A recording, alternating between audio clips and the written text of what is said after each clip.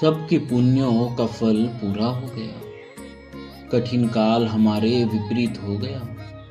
इस प्रकार बहुत विलाप करके और अपने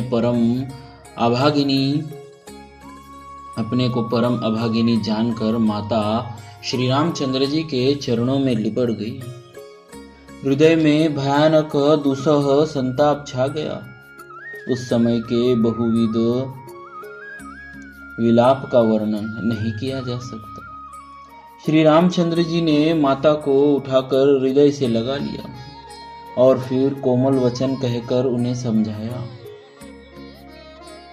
उसी समय यह समाचार सुनकर सीता जी अकुला उठी और सास के पास जाकर उनके दोनों चरण कमलों की वंदना कर सिर नीचा करके बैठ गई। सास ने कोमल वाणी से आशीर्वाद दिया। वे सीता जी को अत्यंत सुकुमारी देखकर व्याकुल हो उठी। रूप की राशि और पति के साथ पवित्र प्रेम करने वाली सीता जी नीचा मुख किए बैठी सोच रही है।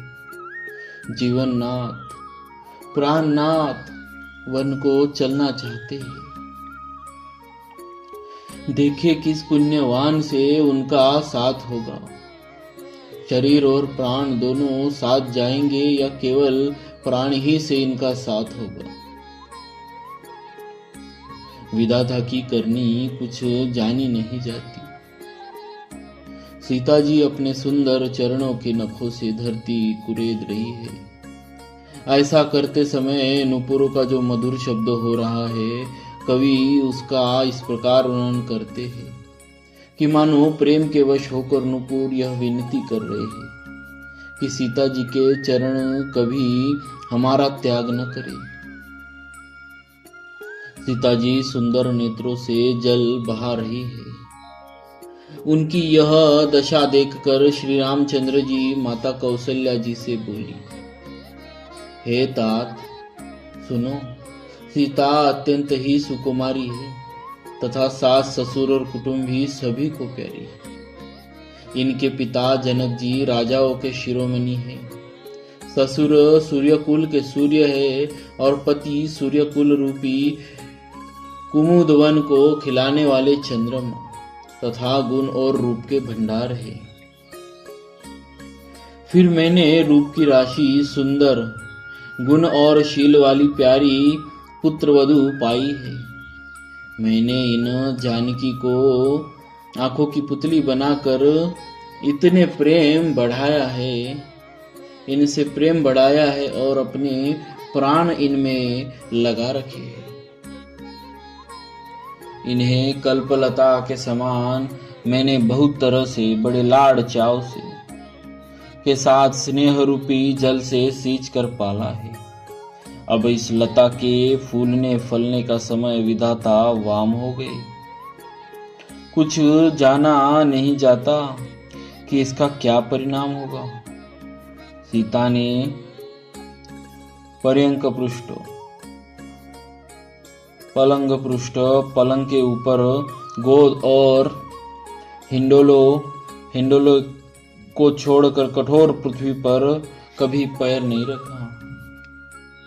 मैं सदा संजीवनी जड़ी के समान सावधानी से इनकी रखवाली करती रही हूँ।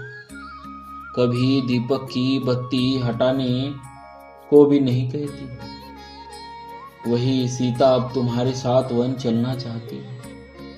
हे रघुनाथ, उसे क्या आज्ञा होती है। चंद्रमा की किरणों का अमृत चाहने वाली चकोरी सूर्य की ओर आंख किस तरह मिला सकती है। हाथी, सिंह, राक्षस आदि अनेक दुष्ट जीव जंतु वन में विचरते रहते हैं। हे पुत्र, क्या विष की वाटिका में सुंदर संजीवनी बूटी शोभा पा सकती है। वन के लिए तो ब्रह्मा जी ने विषय सुख को न जानने वाली कोल और भीलों की लड़कियों को रचा है, जिनका पत्थर के कीड़े जैसा कठोर स्वभाव है। उन्हें वन में कभी क्लेश नहीं होता। अथवा तपस्वियों की स्त्रियां वन में रहने योग्य है। जिन्होंने तपस्या के लिए सब भोग तज दिए हैं। हे पुत्र, जो तस्वीर के बंदर को देखकर डर जाती है, वे सीता वन में किस तरह रह सकेंगी? देव सरोवर के कमलवन में विचरण करने वाली हंसिनी क्या गड़ैयों तलैयों में रहने योग्य है? ऐसा विचार कर जैसी तुम्हारी आज्ञा हो, मैं जानकी को वैसी ही शिक्षा दूं। माता कहती है, यदि सीता घर में रहे तो मुझको बहुत सहारा हो जाए।